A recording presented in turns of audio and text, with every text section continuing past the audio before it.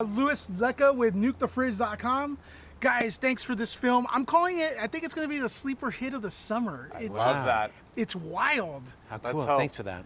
Now, I want to ask you guys, how did the idea get conceived? It looks like something you guys have been working for a while, or? Well, the writers, the Rasmussen brothers, had sent me the screenplay as a spec script that they wrote, and they had this concept of like a hurricane, a flooding house, and an alligator, and being stuck in the basement. Those are the major pieces, and then the claustrophobic part of it, which I'd never seen before, and I was excited about building it, putting it together, and sharing it with audiences. So when I gave it to Alex Aja, our director, who did a fantastic job, he opened it up even more to some of the bigger set pieces that you saw, like without giving them away, but you know, with the community and the looters and the levee and all of those pieces, he just expanded it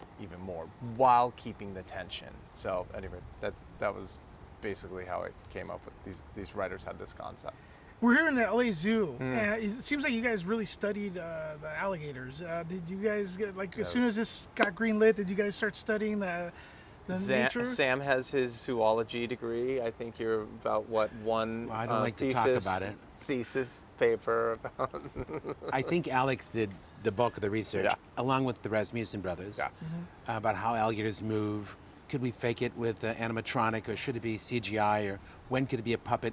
Or do we need to shoot real live alligators? He's really the one that studied it. I simply watched a few YouTube videos that Alex sent me, just things that he wanted to point out about their look. But it was really Alex and the animatronic art department that and the CGI artists studying the real motion of alligators that were the ones that created most of the effects in the film. And some of the story points with respect to like them being territorial and the noises that they make and how they're faster in the water than out of the water. All those things are grounded in truth. So, which we heard our expert here, who's running around here at the zoo, tell you guys when they fed them. And to our audience, we have a couple alligators right behind us. Yes.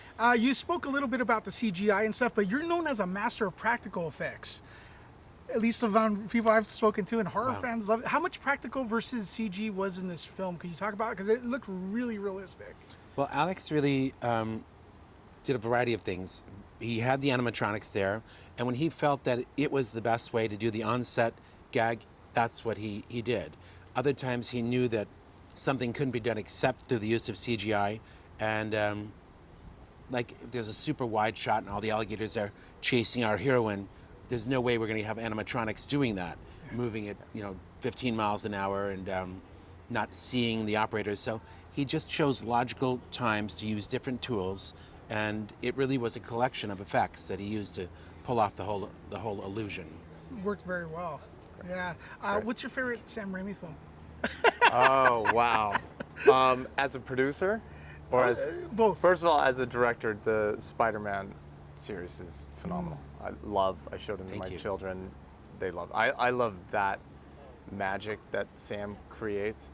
Horror-wise, Don't Breathe is mine as a producer, which I love it. Thanks. I think there's touches of that in this movie.